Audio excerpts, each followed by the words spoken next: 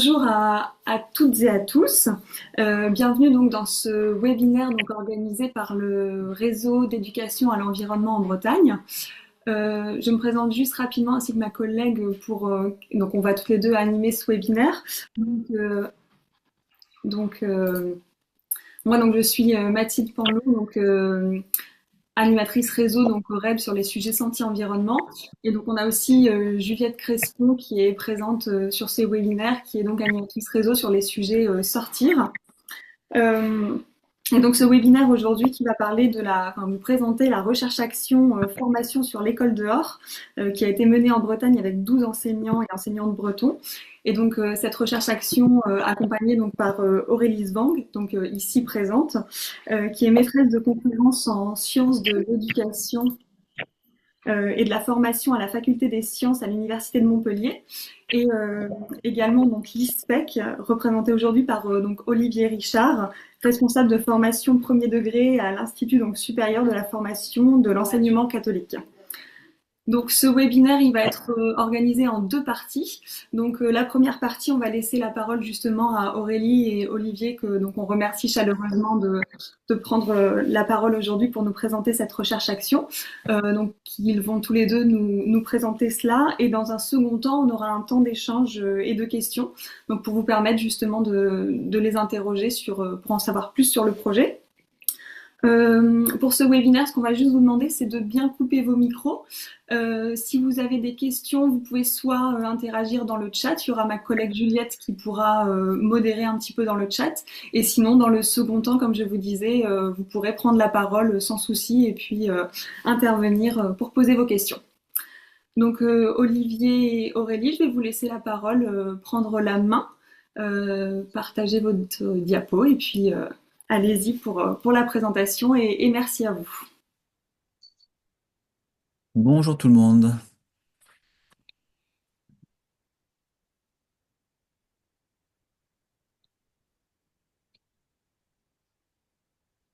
Alors Aurélie, est-ce que tu es prête?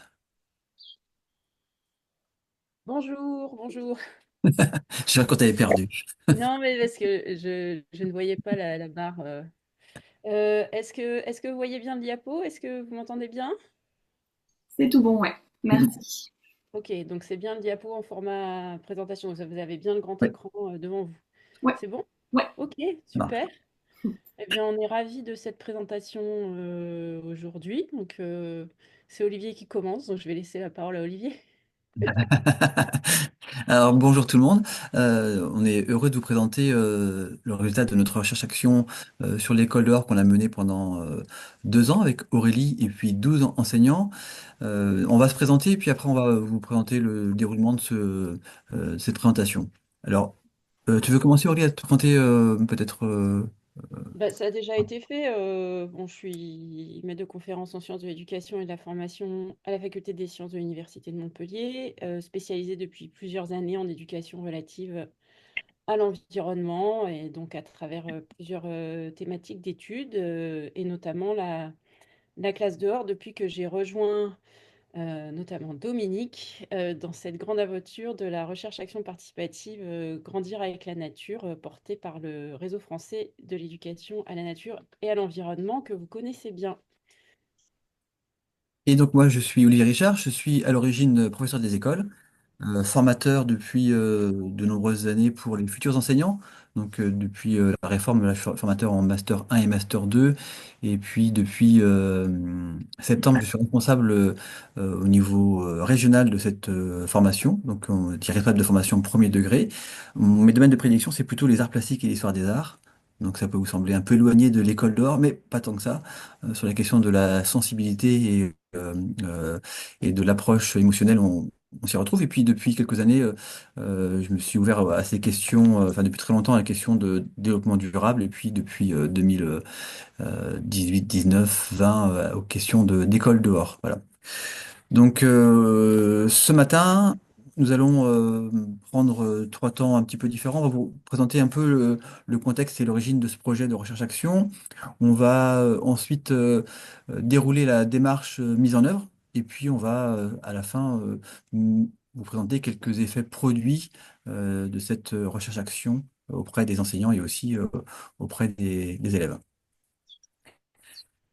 Alors, pour tout ce qui concerne le contexte et l'origine du projet, en fait, depuis 2020, donc au sortir de la pandémie de Covid, nous avons mis en place au sein de l'IFEC Bretagne. Alors, l'IFEC Bretagne, il faut peut-être vous donner les éléments de contexte. C'est un institut de formation pour les futurs enseignants, mais aussi on forme les enseignants en formation continue. Voilà. Donc, on a décidé avec trois collègues de porter des formations continues sur l'école dehors. Voilà, on a senti le besoin des enseignants après cette expérience un peu difficile pour tout le monde de proposer aux enseignants de se former sur l'école dehors, comment apprendre, comment vivre dehors en lien avec la nature. Et donc, on a assez rapidement, au cours de cette année 2020, pensé un dispositif de formation sur 3 jours permettant aux enseignants de se lancer. Voilà, donc ça a été, on va dire, produit de manière assez rapide ces temps de formation pour commencer. 3 jours avec pour les collègues qui, j'ai pas vu si les collègues étaient là, mais les collègues notamment qui sont adhérents au REB, on a à chaque fois un membre du REB qui nous accompagne. Alors moi par exemple c'est souvent Saute Ruisseau qui m'accompagne pour ces formations sur des demi-journées pour aussi être dans une connaissance du partenariat. Donc, formation continue qui se développe de plus en plus. Ce sont les formations qui ont le plus de succès depuis 4 ans dans les catalogues de formation continue. C'est-à-dire qu'elles sont à peu près complètes en 2 heures, voilà, à peu près. Donc, c'est assez fort. Une formation continue qu'on appelle individuelle. Les gens s'inscrivent individuellement pour une formation. Et puis, on a aussi un autre dispositif qui s'appelle les formations continues collectives où là, ce sont des équipes qui se forment. Et ces équipes qui se forment, ça peut être une école, un cycle dans une école, ou alors un réseau d'écoles. Et donc, pareil, là, c'est plutôt une demande faite par l'établissement à former son équipe pour avoir une cohérence du projet d'établissement. Alors, pour vous dire, par exemple, là, cette année, je fais une formation individuelle avec 20 enseignants de différentes écoles. Et en parallèle, je fais aussi des formations, notamment là dans le 22, d'une école qui se forme avec d'autres établissements. Donc, c'est 4 établissements qui se forment collectivement sur ces questions-là, des petites écoles. On a en parallèle un groupe d'accompagnement à la DDEC. Alors DDEC, je vous donne ces acronymes là qu'il faut que j'explique. Direction diocésaine de l'enseignement catholique. C'est mes collègues du 56, Didier Jean, et du 35, Pascal Ruellan, avec qui je travaille régulièrement. Et on a aussi créé un petit groupe de réflexion sur l'école dehors. Donc on se réunit régulièrement avec des enseignants qui mettent en place des situations d'enseignement et on se réunit pour accompagner d'autres équipes qui ont envie de progresser. Voilà. Et à partir de ces premiers essais, premières expérimentations, on s'est dit qu'on irait bien un peu plus loin, qu'on irait bien vers une recherche action-formation pour développer des compétences de certains enseignants qui, depuis 3 ou 4 ans, étaient déjà dans cette dynamique de sortir avec leurs élèves, qui se posaient beaucoup de questions sur les impacts, sur les enjeux, qui étaient en réflexion permanente sur comment faire et aussi pourquoi faire. Voilà. Donc, on a décidé de lancer cette recherche-action qui est portée par un organisme qui est chez nous l'organisme financeur qui s'appelle Formiris. Voilà. Donc en gros, cette recherche-action, elle est portée par l'ISEC, donc les formateurs, portée financièrement par Formiris, et puis accompagnée par un chercheur ou une chercheuse. Bon, je finis sur cette question des formations continues, parce que on voit que je dis que ça fonctionne plutôt bien. Il y a 265 enseignants qui ont suivi cette année ou qui vont suivre, parce que l'année n'est pas encore terminée, des formations sur l'école dehors sur la Bretagne. Et ce n'est que le début, parce qu'on est en train de développer des dispositifs euh, plus sur le 22 et sur le 29, qui étaient pour l'instant un peu à l'écart. Parce que les deux principaux compères avec qui on travaille sont du 56 et du 35. On a plutôt cette approche de territoire. Voilà. Donc, à partir de ces expériences, on a pensé avec Aurélie, parce que c'est vraiment ça qui est intéressant, on le verra, un dispositif de formation qui va articuler le travail des enseignants, le travail des formateurs et le travail de la chercheuse. Voilà. Donc, mes deux camarades sont Didier, Pascal Et puis, notre troisième camarade, ou quatrième camarade, c'est Aurélie. Voilà. Oui, c'est vrai, c'est vraiment une histoire de camaraderie, hein, on peut le C'est ça dire. en plus, ouais. Ouais. Après, Euh, on peut dire juste, Aurélie, pour oui. quand même que ton nom est intervenu dans la boucle, il faut quand même te dire pourquoi. Parce qu'en fait, c'était à travers des échanges qu'on a eu avec que Didier ou moi, je sais plus, avec Dominique Cotreau qui est présente et qui nous dit, ah, mais je pense qu'Aurélie serait bien une partenaire intéressante pour ce genre de projet. Puis voilà, ça s'est construit comme ça. Donc, c'est toujours une affaire de rencontre. Tout à fait. Mm, Tout à fait. Et moi, j'avais beaucoup d'a priori d'aller travailler avec l'enseignement catholique, je ne vous le cache pas. Et j'ai trouvé mm. des camarades. Donc, c'est vraiment, bah, c'est une, voilà, on peut le dire en introduction, hein, Mm, c'est une belle aventure humaine entre nous. Et puis avec toutes les, alors je vais dire les participantes. Alors il y a un homme, mais bon, mm, du coup, j'étends. Et avec les participantes, hein, c'était vraiment, voilà, une belle aventure. Donc cette démarche-là, je vais rentrer un peu dans le processus et puis je vais détailler quand même un peu la théorisation du processus. Ça n'a pas duré très longtemps, mais ça nous paraissait quand même un peu indispensable de poser ces éléments-là pour ensuite montrer les résultats qui sont issus de toute cette démarche. Donc, le principe général de la recherche action-formation, c'est d'articuler la recherche et la formation d'une part, et la formation et l'action d'autre part. Donc, c'est une démarche de formation qui est basée sur la recherche et il y a une démarche de formation qui est basée sur la pratique. Donc, l'objectif principal, c'est la formation et c'est bien une démarche de formation qui est basée donc sur ces deux volets, la recherche et l'action. Et donc, l'idée, c'est premièrement, euh, de développer professionnellement les participants et les participants, donc en les amenant à réfléchir à leurs pratiques et en faisant émerger des savoirs professionnels. Puisque ni les formateurs ni moi ne pratiquons la classe dehors, nous ne venons pas pour former ces personnes à la classe dehors, parce qu'on n'a pas de savoir, nous, professionnels, à leur transmettre de ce point de vue-là. Ce qui est un petit peu différent peut-être de votre point de vue en tant qu'animateur, éducateur, éducatrice à l'environnement, où vous avez des savoirs professionnels spécifiques au dehors. Donc, c'est par rapport au positionnement et par rapport à l'objectif de ce webinaire, il y a nous, on vous présente ça, mais il y a des choses, voilà, il y a des choses à prendre, il y a des choses à adapter, voilà. Le deuxième objectif, c'était de produire un écrit qui est issu du dispositif pour mettre en circulation les savoirs qui ont émergé, qui ont été produits par la démarche. Donc le processus, donc on a travaillé, alors j'ai le nombre d'heures totales. mm. En présentiel, c'est 44 heures. Le nombre de journées, c'est vrai qu'on aurait pu le mettre, mais ça a été, je crois, 5-6 journées en Oui. présentiel. Mm. C'est ça, Olivier? Oui, oui, 6 journées, ouais, ouais, exactement. Voilà, 6 journées en présentiel avec une restitution. Et les 2 premiers jours, on a enchaîné, c'était en avril 2023. Donc, c'était il y a 2 ans. Il y a eu toute une phase d'inspiration et de problématisation, parce qu'il s'agissait de partir de préoccupations des participantes. On n'a pas dit le nombre de participantes, Olivier. Oui, 12. 12 12 Mm. personnes, donc 11 femmes et un homme, Oui. et qui Premier, venaient de toute la Bretagne. Oui, ouais, premier et second degré, c'est-à-dire des enseignants de l'école primaire et aussi une professeure d'art plastique du collège. oui. Mm. Donc, des profils variés, mais essentiellement tout de même à la maternelle, il me semble, du point de vue quantitatif, hein. Ouais. Euh, donc, ce groupe, donc déjà a commencé à faire un peu connaissance et a fait émerger, enfin, nous avons euh, fait émerger avec le groupe 3 questions de recherche, 3 questions d'intérêt.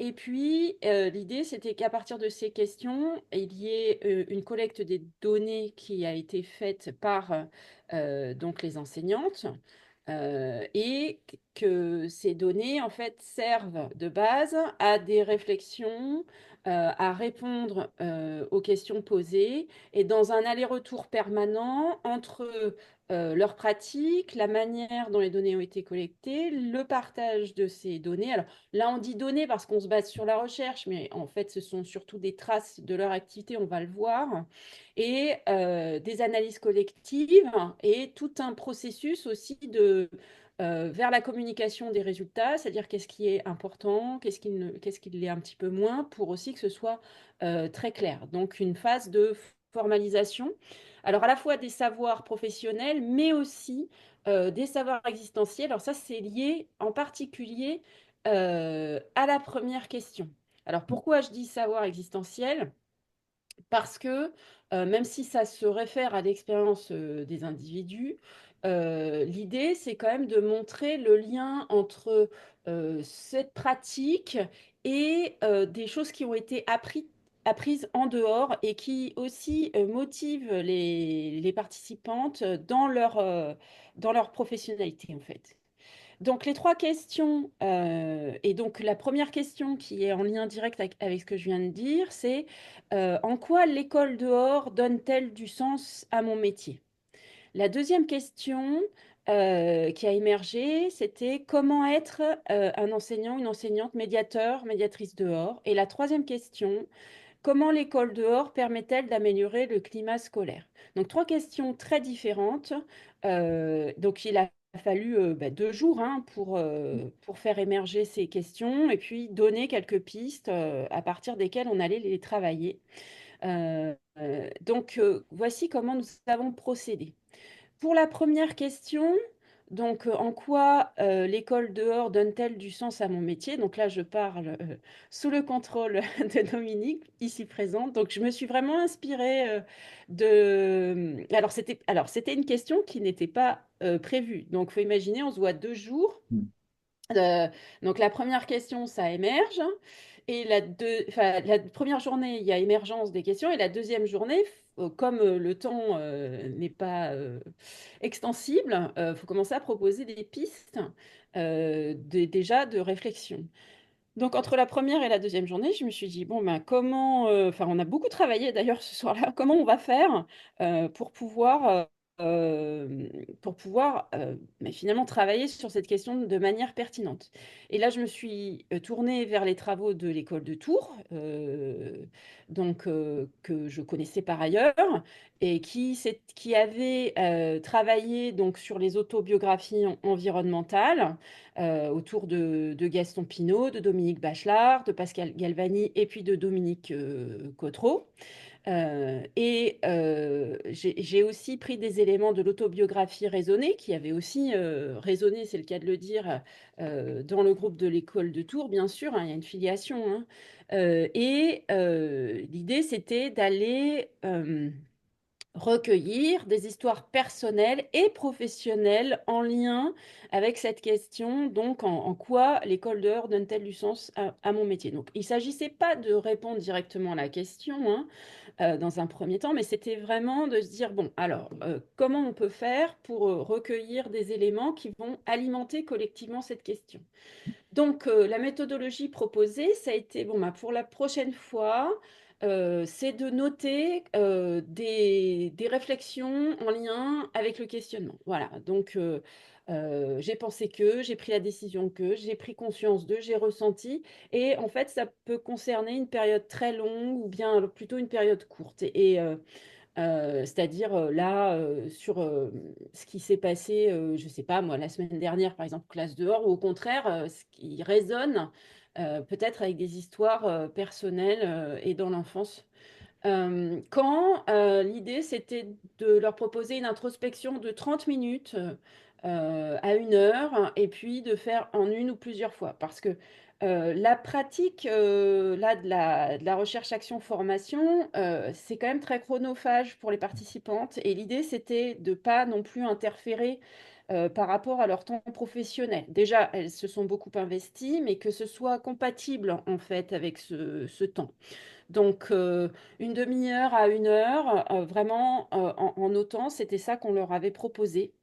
Et puis comment? Surtout en laissant toutes leurs pensées venir, sans se censurer, sans hiérarchiser et avec une forme libre, de sorte que, par exemple, notre collègue d'art plastique avait fait une carte heuristique plutôt qu'un récit, là où d'autres avaient pris des notes, là où d'autres aussi avaient fait quelque chose de beaucoup plus formalisé. Et l'idée, c'était d'écrire d'abord pour soi et puis de proposer une forme qui allait être partagée ou bien alors de se dire je vais partager certains morceaux de ce que j'avais écrit. Avant d'aller plus loin sur cette question, je vous propose d'aller sur les méthodes pour les questions 2 et 3. Comment être un enseignant médiateur dehors? En quoi l'école dehors améliore-t-elle le climat scolaire? Donc là, je me suis directement inspirée de la recherche-action participative Grandir avec la nature et du journal de bord de la pratique qui avait été mis en place par Pascal Galvani en Lozère dans ce territoire-là et que j'avais déjà adapté en demandant l'avis de Pascal pour un collectif à Paris qui avait réfléchi aussi pendant un an sur les pratiques de classe dehors. Et donc là, l'idée, c'est de reprendre en fait cette méthodologie pour ce groupe-là. C'est basé en fait sur des méthodes qui ont été éprouvées auparavant, donc en particulier la recherche-formation expérientielle qui est issue en fait du groupe de recherche carrément d'université. Donc en fait, c'est des méthodes qui sont éprouvées de longue date. Et donc là, l'idée, c'était de trouver un format qui va avec le temps, avec aussi nos contraintes en fait temporelles, etc. L'idée, c'est de proposer une rédaction d'un journal de la pratique de classe dehors avec 2 temps. Tout d'abord, un temps d'écriture personnelle avant, le jour même ou juste après la classe dehors. Quoi? Donc noter un moment d'étonnement, un moment d'observation, d'un geste, d'un effet sur les enfants, d'un moment de compréhension. Donc on donne de la même façon que pour la question 1 des embrayeurs, c'est-à-dire pour préparer j'ai pu observer, j'ai compris que, pour inspirer et puis pour provoquer cette écriture spontanée. Là, le principe, c'est de noter l'action, d'être factuel, rien n'est trivial. En réalité, c'est-à-dire que de ne pas commencer à faire fonctionner une sorte d'inhibition en se disant ça ne va pas être intéressant. Parce que si on est dans la censure en fait de la rédaction de ce journal, eh bien, il n'y a pas de prise de données réelle, en fait, à partir de l'expérience. L'idée, c'est vraiment de partir de l'expérience et des gestes. Et un deuxième temps est proposé, donc là c'était quand on se revoyait, c'était de relire les textes et puis de produire ou d'extraire des morceaux qui pourraient être partagés aux autres. De sorte que il y a vraiment une partie très personnelle qui peut même être très intime et qui reste vraiment euh, euh, cachée en fait du groupe, mais qui quand même contribue à la réflexion, et ça c'est très important que tout ne soit pas partagé, et puis une partie qui est, elle, partagée. Et nous-mêmes, nous n'avons pas lu ces journaux de la pratique, nous nous sommes mis en retrait par rapport à ça pour que ce soit vraiment en fait des partages aussi entre eux. Entre elles, on vous en parlera après. Et puis, ça, c'était la première proposition. Puis, il y avait une deuxième proposition, c'était de partir aussi d'une proposition de la recherche-action participative Grandir avec la nature et de reprendre pour le groupe. Alors, c'est le groupe qui l'a repris, en fait. C'est une sorte d'adaptation de dire, bon, voilà, la séance de classe dehors s'est passée de telle façon, quels ont été les événements marquants de cette séance, avec un petit peu les mots qui étaient déjà là. J'ai été étonnée par, pour préparer, j'ai fait ça, etc. Et puis une impression générale de la séance. Donc ça permettait à certaines, en tout cas, d'être dans un format un petit peu plus sécure. En tout cas, c'est elles qui l'ont proposé. Donc, en fait, on avait ces deux. Alors, ce qu'on n'a pas dit, c'est que la première chose que les formateurs ont fait, c'est qu'ils ont offert un carnet en fait à toutes les participantes. Donc, en fait, on offrait ce carnet pour pouvoir travailler. Donc, les deux étaient remplis, parfois on parlait, parfois plus comme ça, parfois plus de cette manière-là. Au final, l'idée, c'était d'avoir quelque chose à partager. Donc, il y a une dans la méthode générale en fait, de la recherche action formation entre des moments extrêmement personnels. Donc là, on voit, bon là, on ne le voit pas, on ne peut pas le voir. Enfin si, là, ici, on le voit parce que c'était un moment d'introspection. On commençait en fait à travailler sur le... On a commencé avec elle à écrire sur le... Chacune, chacun, on s'est mis dans un coin et puis on a écrit. Et puis ça, c'était resté dans le carnet. Et donc, c'était pour amorcer, en fait. Là, on voit que ça commence à être partagé dans un plus petit groupe et puis dans un plus grand groupe, etc. Et donc, ici, là, ce sont d'autres moments de partage, donc issus ça, de l'autobiographie environnementale, ici. Et puis là, c'est vers l'élaboration de cartes. Donc, je vais vous présenter ça de manière un peu modélisée, en fait. Je vais essayer de pas être trop longue, mais pour que vous compreniez l'ensemble, enfin, toute la démarche.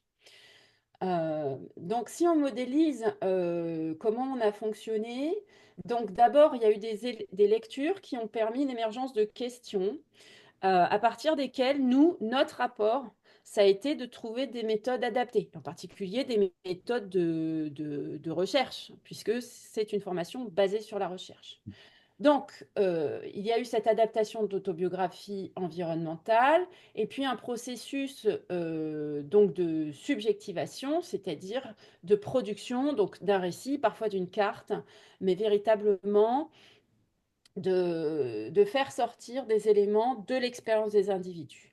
Puis ces éléments ont été partagés, alors avec ici en groupe, donc ils ont été, donc on peut dire socialisés hein, au sein des groupes, et puis ensuite médiatisés à travers donc des fragments qui ont été soit des fragments, des mots qui étaient importants. Donc c'est un moment où nous, dans les petits groupes, on s'est mis totalement en retrait, on les a laissés faire. Il faut savoir que c'était un moment très émouvant. C'était des petits groupes de 4. Au sein des petits groupes, il s'est passé beaucoup de choses. Il y a même eu quelques pleurs. Enfin, nous, voilà, on ne voulait pas rentrer dans cet intime.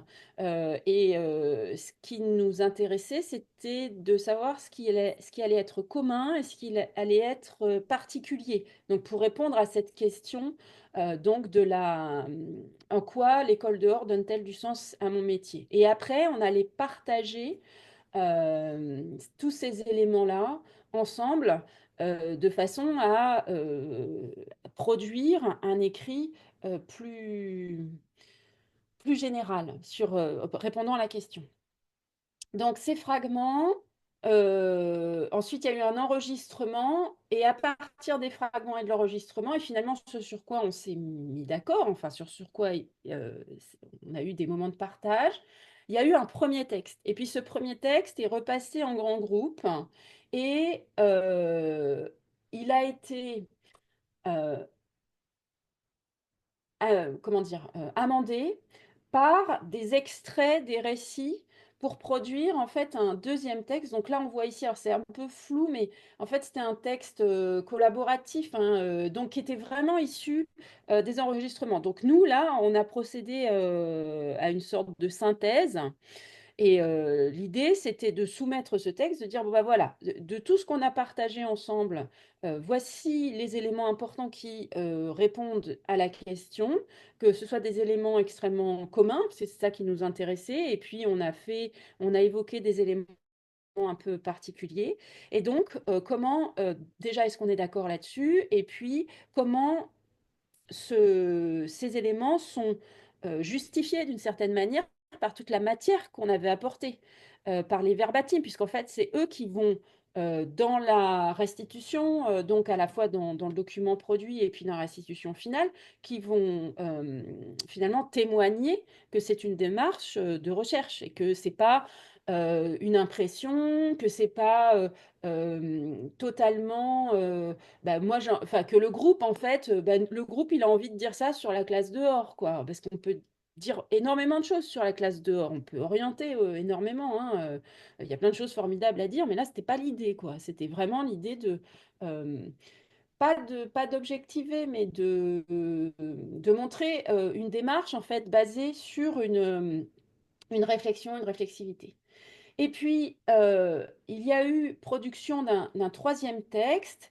euh, donc, ce troisième texte, voilà, qui a été encore discuté. Et puis, des illustrations donc, que nous allons vous montrer ont été ajoutées. On a choisi ces illustrations qui correspondaient, peut-être tu en pourras en dire un mot supplémentaire. En fait, à partir de, Olivier, à partir de ce premier texte, on l'a soumis à l'illustratrice et elle a fait des dessins qui correspondaient à ce qu'elle comprenait de ce qui était important de relater dans ce texte-là. Et puis, on a fait cette production finale qui est un texte donc, qu'on va vous montrer. Pour la deuxième et la troisième question, donc on s'est basé sur le carnet de bord de la pratique et puis parfois sur euh, les fiches séances. Euh, donc là, c'est un travail personnel qui produit les écrits 1 et les écrits 2, tels que je l'ai décrit précédemment. Et ces écrits 1 et écrits 2 ont été lus et ont été alimentés aussi par des lectures complémentaires qui ont permis de produire une première carte heuristique. Parce que nous nous étions dit quels éléments, finalement, par exemple, permettraient de caractériser ce qu'est le climat scolaire. Et puis, qu'est-ce que c'est aussi que cette notion de médiateur, médiatrice dehors? Donc, ça a quand même inspiré, ça a permis de donner des éléments qui permettaient de lire, de relire ce qui avait été partagé et de faire une première carte. Au moment du partage des cartes, toujours un enregistrement, ce qui permet en fait de garder la trace des échanges de l'ensemble du groupe et de produire en fait une deuxième carte heuristique parce que faut imaginer, c'est tout à fait effervescent. Donc, produire une carte heuristique totalement finalisant en contexte, à moins d'y passer une journée, c'est pas possible. Donc, l'idée, c'est vraiment de reprendre, de reproposer une deuxième carte heuristique qui elle-même va être amendée en fait à T plus 1, c'est-à-dire au moment où on se revoit avec de nouveaux écrits 1 et de nouveaux écrits 2 pour alimenter la question. Et se dire, ah bah oui, mais finalement, par rapport à ce que j'ai dit la dernière fois, bah, il y a peut-être ça qui s'est passé, j'ai constaté ça, et puis au fur et à mesure, en fait, ça se consolide. Donc là, on en est par exemple ici, donc la carte heuristique 1, elle était totalement enfin, sans numérique. La carte heuristique 2, donc là, il y avait une proposition numérique. Et à partir de la carte heuristique 2, elle va dire, voilà, donc qu'est-ce qu'on retravaille de ça pour qu'on soit d'accord. Et donc, à la suite donc, de ce partage, de cette médiatisation, donc avec les cartes, production d'une troisième carte heuristique, elle-même alimentée de nouveau par le retour sur les écrits 1 et 2, auquel on a ajouté des verbatims, des illustrations. Alors, qui étaient ici des vidéos prises par Didier, Olivier et Pascal directement sur les terrains de façon à illustrer ce qui avait été noté dans les carnets de bord, ce qui avait été partagé et ce qui permettait en fait pareil, de témoigner des éléments euh, principaux de la carte. Et puis, il y a eu cette restitution donc, au mois de novembre dont on va parler, production d'un Geniali, et Olivier va vous le présenter. Donc, juste pour introduire, pour passer la parole à Olivier, donc nous avons produit au final ce texte, donc, qui est sous le format du journal 1, qui contient, qui contient donc une introduction sur la démarche, qui contient ici, quand on ouvre, alors là je ne vais pas le faire parce que j'ai pas la place, mais il faut imaginer que tout l'ensemble à l'intérieur, c'est le document final de l'autobiographie environnementale. Et puis, enfin, évidemment, collectif, quoi. Donc, en fait, c'est un texte collectif issu des autobiographies, bien sûr, et qui permet de répondre à la question, c'est plutôt ça. Et puis, vous avez les cartes ici, là, la première, et là, la deuxième. Donc, là, je laisse la parole à Olivier et je vais retirer le partage pour qu'il puisse vous présenter les éléments en fait, le résultat de notre démarche. Merci Aurélie. Bon, on peut faire à deux voix, tu peux intervenir sans problème, tu sais. Euh, L'idée effectivement finale, c'était aussi de produire des objets gardant trace de notre parcours. Donc on s'était arrêté sur l'idée d'une journée de restitution, mais aussi on voulait penser à un objet qui soit un objet qu'on pouvait garder, manipuler et qui soit aussi intéressant théoriquement qu'esthétiquement. Donc pour revenir sur ce premier objet là qui sur le sens du métier et sur comment l'école donne du sens à notre métier. J'avais lu une belle BD, je ne sais pas si vous connaissez, je vais essayer de vous la montrer en partageant mon... Non, pas celle-ci. Toc, toc, toc, toc. Excusez-moi, je vais ouvrir celle-ci. Je recommence.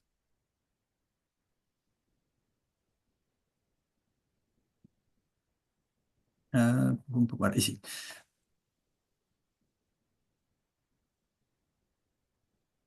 Donc, j'avais lu cette bande dessinée qui s'appelle, enfin plutôt un roman graphique qui s'appelle Pépille de Laetitia Rouxel et qui raconte l'histoire d'une femme qui tombe enceinte et qui découvre un jardin et qui se l'approprie avant de rencontrer son propriétaire. Euh, je ne sais pas si vous avez lu ce roman graphique qui est vraiment très très beau. Et en le lisant, je me suis dit, bah, ça pourrait faire du lien avec notre recherche-action. Et donc, c'est Laetitia Rouxel qui a été invitée à illustrer les propos des enseignants sur ce document que je vais vous présenter en format numérique. Donc, le document qu'on a essayé de vous déplier là en direct, il existe en format numérique, ici. Voilà. Il s'appelle Prendre l'air. Voilà. Et vous voyez, à travers bah, cette couverture, on peut déjà voir la sensibilité de cette dessinatrice. Et puis, on va, dans ce document, présenter et la démarche de recherche. Donc ici, ce que vient de vous dire Aurélie, mais en synthétisé. Et ensuite, on attaque sur cette question des récits autobiographiques qui mettent en évidence les relations entre les enseignants et leur vie pro et leur vie personnelle. Alors, c'est peut-être ce qu'on peut faire émerger de ce document, de cet écrit là qui fait 4, 8 pages. Ouais, 8 pages. C'est d'abord, on va pas tout détailler, vous pourrez le lire après, mais on a décidé de vous faire émerger quelques éléments. C'est d'abord, on s'est rendu compte, et au fur et à mesure des échanges, c'est le rapport intime vécu par les enseignants avec, on va dire, le mot nature en général, de l'enfance à l'âge adulte. C'est ce souvenir, cette émotion qui passe par les sens et qui passe par le corps, qui est vraiment révélateur et qui a influencé la vie professionnelle des enseignants. Alors ça peut être des moments très, très simples, vécus avec les grands-parents dans le jardin, des moments de liberté folle avec les amis ou les frères et sœurs dans un parc ou à la campagne en vacances. Ça peut être des rencontres faites avec qu'on appelle des médiateurs, Alors, ça peut être un berger, ça peut être une personne qui apprend à un jeune adulte ou à un jeune enfant comment on jardine. Tous ces éléments, finalement, vont nourrir au plus profond de l'être de l'enseignant un rapport à la nature qui va s'ancrer, qui a pu disparaître, hein. Certains nous ont dit que parfois ce rapport à la nature a pu disparaître au fil des années. Et puis, euh, on s'aperçoit au fur et à mesure de leurs expériences professionnelles que ce retour de la nature, il a réémergé. Alors, grand classique, mais quand même qui est important, c'est la crise de la Covid-19 qui a révéler aux enseignants que ce manque de nature vécu au quotidien était important à remettre en avant et à replacer au centre de la classe. Donc c'est vraiment ces deux éléments qui vont articuler le retour ou la prise de conscience que le dehors était nécessaire pour vivre aussi bien personnellement que professionnellement. Ça, c'est important hein, de se dire que c'est ce que disent les enseignants au fur et à mesure qu'on échange avec eux, c'est qu'ils s'aperçoivent que ils vont, au fur et à mesure de leur vie professionnelle, être en cohérence avec les enjeux de leur vie personnelle. Et c'est pas toujours facile quand on est enseignant d'être en cohérence avec sa vie personnelle, parce qu'on est soumis à des injonctions, à des réformes multiples et variées, à parfois des contradictions. Et cette façon de vivre, l'école permet aux enseignants de se dire, bah voilà, je suis en cohérence avec ce que j'aimerais que les enfants apprennent, ce qui m'a construit en tant euh, qu'enfant, et finalement en tant qu'adulte.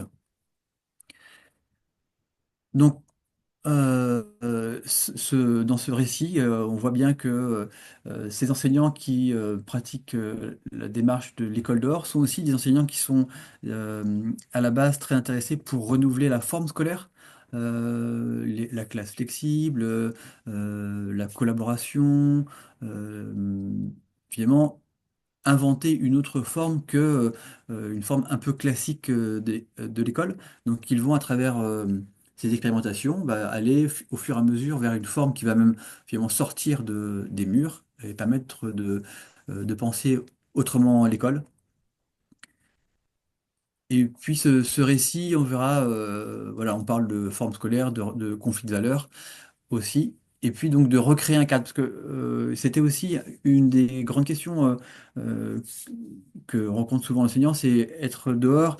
Est-ce que c'est tout faire et faire n'importe comment, ou finalement est-ce que c'est recréer un cadre, mais un cadre sécurisant ailleurs, avec la question de la liberté et de la sécurité.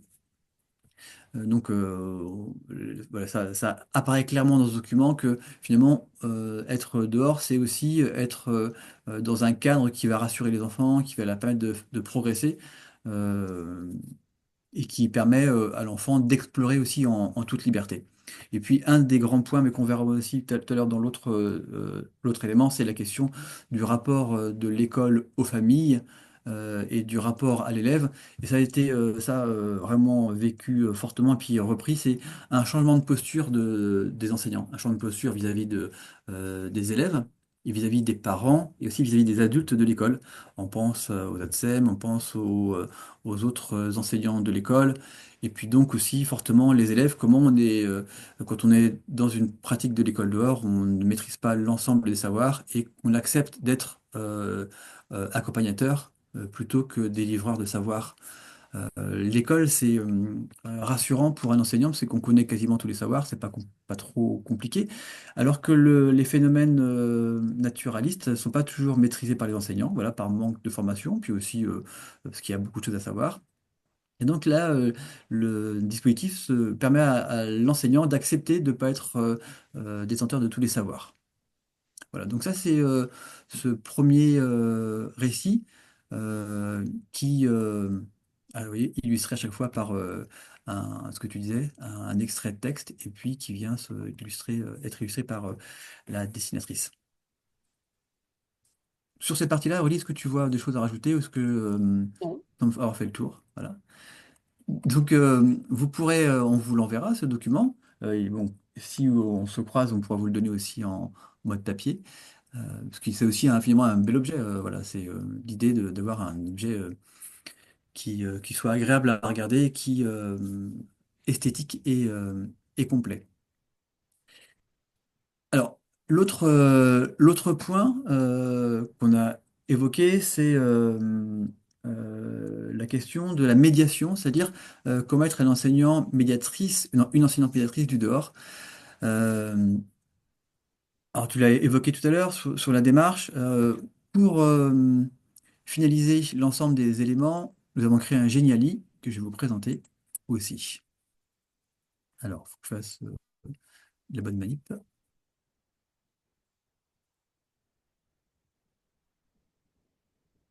Ok, c'est là.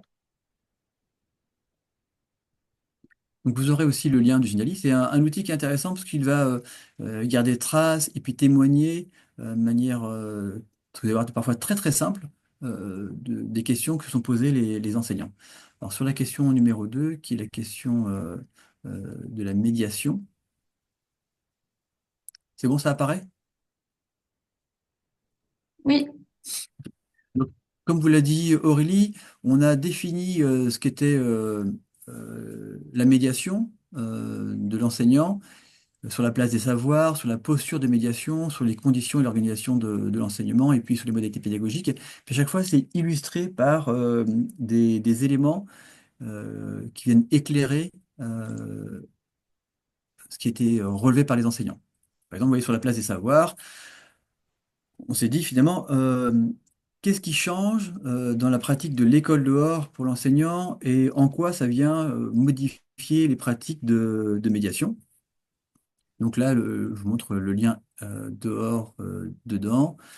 Et puis, à chaque fois, c'est illustré par soit un texte, soit par des photographies. Donc voilà comment, à partir de ce qui se passe dehors, on va amener les éléments à l'intérieur de l'école et faire du lien, ou à l'inverse, partir de l'école pour aller, enfin l'école, ou aller dedans.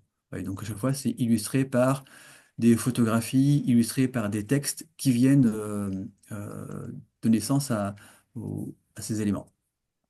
Donc on est sur la place des savoirs. J'avais relevé quelques éléments que je voulais vous montrer sur notamment les domaines d'apprentissage, parce que c'est parfois une question qui peut être compliquée pour les enseignants. C'est dire, mais finalement, quand on va dehors, on voit bien tous les enjeux de reconnexion à l'environnement, d'éco-citoyenneté. Mais comment est-ce qu'on peut aussi y accrocher les domaines d'apprentissage sans que ce soit plaqué et artificiel? Donc voilà, chacun est revenu sur ces questions de la place des savoirs, des disciplines et comment on va les aborder autrement ou différemment dans les domaines de sciences, de français, de mathématiques, d'histoire géo, d'éducation morale et civique notamment. Alors, je sais pas, on parle pour ici en art plastique, ces éléments autour du dessin des arbres, autour d'une création in situ dans la forêt. Et puis ici, on a, je sais pas si vous allez pouvoir voir cette petite vidéo, si elle va se démarrer, j'ai trouvé assez drôle, donc vous la voyez pour l'instant? Donc, je Oui. vais voir si ça marche. oui, c'est bon, ouais.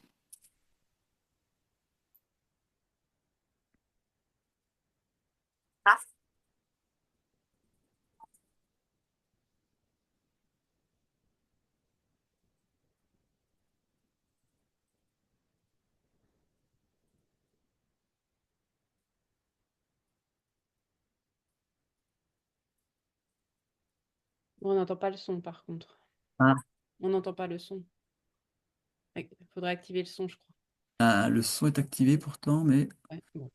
bon, je vais pas chanter, ils chantent, les enfants que vous voyez ici sont en train de chanter We Will Rock You de Queen en tapant sur les morceaux de bois et des troncs. Donc euh, ici, on a voilà, des expérimentations euh, de des élèves et c'est aussi, on voit bien, qui est pas toujours, c'est pas toujours facile à faire pour les enseignants, c'est de lâcher prise aussi sur une posture où on va tout penser, où les élèves vont suivre un parcours pédagogique. Là, des temps aussi d'exploration libre vont permettre aux enfants de tester, de découvrir et de faire émerger des savoirs qui n'étaient pas forcément prévus par l'enseignant, d'autres qui étaient prévus. Et puis, chercher un autre élément, il faut que je retrouve où je l'ai placé. Tac, tac. Euh, voilà, ici sur la question du questionnement des élèves, comment il va être induit par les propositions faites par l'enseignant, mais aussi comment est-ce qu'il va être découvert, notamment à la place qu'on appelle de l'émergent. Voilà. Donc, voilà, si vous voulez vous montrer ça, c'est sur les compétences psychosociales aussi qui sont intéressantes.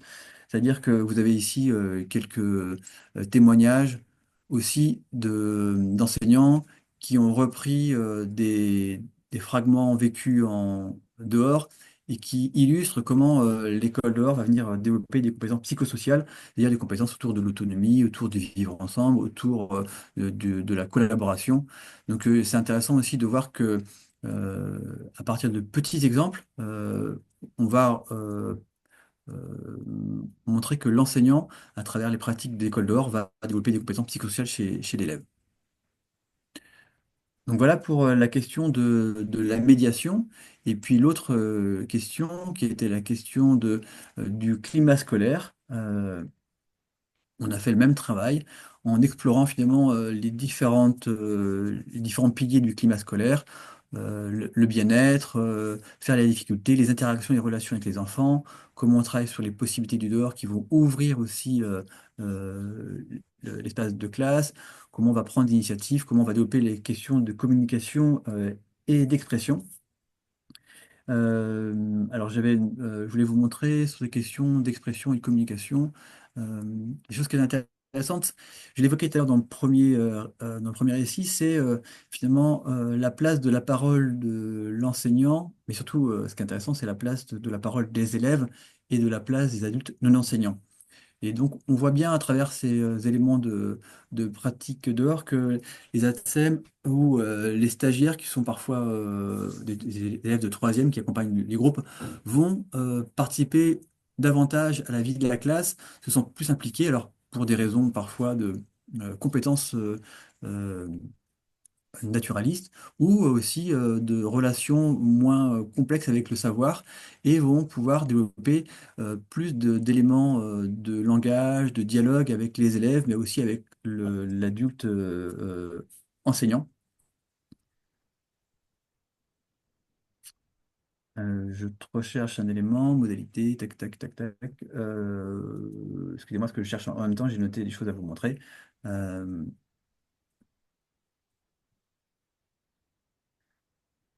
hum, hum. Donc on a aussi tous les éléments aussi qui vont permettre de créer un climat scolaire. C'est la question de l'expérience du dehors et de l'espace aussi permettant d'explorer, de tester, de salir, de pas se salir, mais en étant à l'extérieur. Donc vraiment on a des possibilités en termes d'espace, de solution des sens et d'ambiance sonore qui sont aussi très valorisées par les enseignants. Et puis, excusez-moi,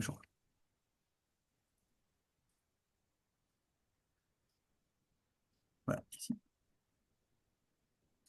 Donc, toutes les questions aussi là, d'interaction et de relations qui vont être favorables à un climat scolaire permettant plus de paroles pour les élèves, une parole qui est finalement sur euh, un autre niveau et je vous l'ai dit aussi sur la place de l'enseignant et des parents, sur la question de la coéducation, qui est un mot très important, comment les enseignants vont prendre en charge des parents vont prendre en charge des éléments, des moments de lecture, des moments d'atelier, comment on va leur laisser aussi plus d'initiatives pour tester et expérimenter, et comment aussi les élèves et la TSEM vont pouvoir installer par exemple la bâche tout seul pour préparer le temps d'atelier. Ce qui ressort aussi beaucoup, c'est que les enseignants, quand ils acceptent que les parents viennent dans la classe, comme ça, dans la classe dehors, euh, il y a une compréhension de la part de chacun du métier de l'enseignant. Parfois, les parents disent, ah, vraiment, vous êtes courageux de faire ce métier avec 25 élèves dehors. Il y a une compréhension de ce qui est vécu aussi par l'enseignant et qui permettent de rééquilibrer aussi parfois des échanges entre les enseignants et les parents. Parce que parfois, on a du mal à se comprendre, les deux univers parfois ne cohabitent pas toujours ensemble. Donc, vous voyez, toutes ces traces, finalement, viennent témoigner des recherches de l'enseignant et des enseignantes à travers cette recherche-action. Voilà. Donc, on vous laissera le lien, vous pourrez aller voir, vous pourrez explorer ces deux génialiers là, qui vous donnent aussi des éléments de réponse sur ces deux questions. Comment l'école dehors permet-elle d'améliorer le climat scolaire et comment être un enseignant médiateur dehors?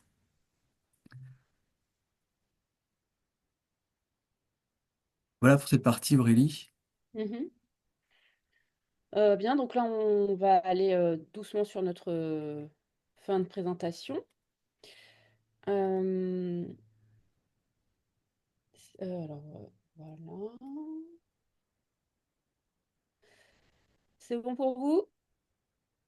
Oui. Oui. Alors, donc, les retours et les perspectives. Alors, le groupe, il y a eu une vidéo. Alors, je ne sais pas si on prend le temps. Elle dure combien de temps? 4 minutes, 5 minutes. Peut-être qu'on pourra la présenter juste après qu'on ait parlé. Comme ça sera ce sera la conclusion. Le regard du groupe sur la recherche. Donc, on a posé la question de savoir ce que ça leur avait fait, en fait, enfin, sur la démarche. Et donc, il y a eu ces témoignages un peu, alors qu'on a voulu le plus spontané possible, hein, bien sûr, et y compris dans les aspects. Enfin, l'idée, c'était voilà, d'avoir des retours aussi positifs que négatifs. Ce qui ressort, c'est le développement de savoir professionnel hein, sur la pratique. On vous la diffusera tout à la fin. Tu la prépares, Olivier, ou je la prépare? Je sais pas. Enfin, je Ok, peux la diffuser, mais je sais pas si c'est pertinent maintenant. Sinon, je reviendrai en arrière. c'est Après, on a organisé 2 journées de restitution en novembre 2024. Donc là, c'est pas vraiment des perspectives, mais c'est ce qui a été produit aussi à l'issue de ce travail. Et alors, ce qui est important, c'est que nous, en fait, on a présenté le cadre, un peu comme on l'a fait là. Et ce sont les enseignantes qui ont présenté Mm, euh, ici leur travail, en fin de compte, hein. mm, Donc, on a eu tout un travail de préparation avec elles, puisque c'était finalement leur production. Nous, on les a accompagnés, on a formalisé, évidemment, on a fait des choses, hein, mais l'idée, c'était vraiment de mettre en valeur tout leur travail. Et puis, en ligne de mire, il y aura cette présentation par elle aussi également, donc de tout ce qui a été fait aux rencontres internationales de la classe dehors, là, dans 15 jours. Et en conclusion, donc la recherche action formation, c'est vraiment un levier de développement professionnel. Donc ça, c'est la vidéo qui va vous le montrer. Il y a un investissement personnel très important de la part des participantes, hein. Donc on a compté 44 heures en présence parce qu'il y avait aussi des moments où, là, ici, par exemple, c'est un moment où on s'est mis d'accord sur comment on allait restituer, quoi. Donc tout cela, ça demande du temps. Donc, il faut imaginer le travail personnel en plus des 44 heures de présence. Enfin, faut multiplier les 44 heures par 2, par 3 pour se rendre compte de la quantité, et par personne, pour se rendre compte de la quantité de travail quand même. Euh, donc, on a rempli notre objectif, il me semble, qui était celui de cette recherche action formation, qui était de faire émerger et de partager des savoirs professionnels. Parce qu'on a travaillé vraiment en étroite communication, collaboration, coopération, partage. Enfin, c'était un groupe vraiment très agréable. Beaucoup d'épanouissement. Beaucoup d'épanouissement parce que j'ai pu avoir un retour réflexif sur ma pratique en étant guidée par des points très précis à regarder sur ma pratique et à analyser, par les échanges avec les autres, avec le groupe, et d'être chercheur, quoi, et pas juste exécutant de pratiques qu'on peut lire dans beaucoup de manuels sur la classe d'or. Eh bien moi le processus j'ai bien aimé parce que c'est parler de quelque chose que l'on vit, que je vivais seule dans mon école et que j'ai partagé avec plusieurs personnes. Donc j'ai entendu les vécus voilà, qui percutaient un peu ce que je vivais, donc c'était intéressant. Je trouvais ça sympa de partir de nos questions et que ça ne soit pas des questions qui soient imposées. Après avoir fait le travail de formation, on est plus à appliquer des façons de faire. Là, la différence, ça a été de se poser des questions sur ce que je faisais, prendre du recul en fait vraiment sur ma pratique pour apporter et à des réponses à nos questions que l'on s'était posées sur ce travail de recherche. On a une analyse réflexive un peu plus poussée parce qu'on est obligé de faire des comptes rendus régulièrement. Donc du coup, on se repose des questions, on analyse nos séances. Et tout ça, ça permet d'avoir une réflexivité sur notre pratique qu'on n'aurait pas forcément si on faisait une formation habituelle. En fait, c'est complètement différent, je trouve, d'une formation. Le fait d'être en recherche avec des méthodes de recherche particulières que nous a expliqué Aurélie, ça permet vraiment d'avoir un vrai recul sur sa pratique. Et par rapport à... Enfin, moi, ça a été vraiment un tournant dans ma carrière d'enseignante, le fait vraiment de faire partie, de faire l'école dehors, déjà dans un premier temps, mais vraiment ce groupe, ça a remué beaucoup de choses au niveau professionnel. C'est tout le travail de la chercheuse qui organise toute notre pensée. On arrive avec nos apports écrits par rapport à nos pratiques, etc. On est quand même 12, ça fuse de partout. Et Aurélie, elle organise tout ça sur un organigramme, elle met au clair nos idées, elle les rassemble. Et ça, c'est un travail énorme sans elle, on serait perdu, quoi. On partirait dans tous les sens. Alors que là, elle nous donne toujours des lignes de pensée, de cheminement sur quoi on doit avancer. Et c'est construit, et ça s'affine, et ça se creuse, et c'est hyper riche. Aussi d'oser encore plus, donner de la légitimité quand on se demande si ces propositions-là sont dans le cadre ou pas. Finalement, on se dit, voilà, avec ce groupe, ça donne encore plus de sens, de poids, et ça donne envie d'aller plus loin, quoi. Peut-être que j'étais trop rigide, moi j'aime beaucoup le cadre, donc voilà, et là je me suis dit, le cadre il faut peut-être l'enlever, et puis il y a un mot que j'ai appris, c'est l'émergent en fait. En fait, je pense que je laisse beaucoup plus de place à l'imprévu dans mon quotidien de classe, que ce soit à l'extérieur ou entre les murs. Je m'autorise beaucoup plus à saisir l'instant présent pour construire des savoirs avec les enfants. Alors maintenant que je vois les bienfaits, j'ai mis en mots les bienfaits qu'apportait l'école dehors, ça me donne aussi envie de transmettre aux autres ce que j'essaye de faire, et maintenant j'ai les mots pour le faire, ce que je n'avais pas forcément avant. Ça fait évoluer ma pratique, et surtout le fait que ça s'inscrive dans le temps. C'est-à-dire qu'à chaque fois, la RAC, c'était une réflexion sur un sujet, un approfondissement. Et du coup, quand on revient dans la classe, on a ces questions-là et on regarde notre pratique différemment et on la fait évoluer. Ça m'a permis de me positionner sur mon travail d'école du dehors, de savoir comment j'organisais mon travail, si je devais insister sur certains domaines ou plus sur d'autres, et puis sur ma pratique en général de l'école avec mes élèves, en lien beaucoup avec les compétences psychosociales qui sont, je trouve, assez peu développées dans ce qu'on nous demande dans les programmes.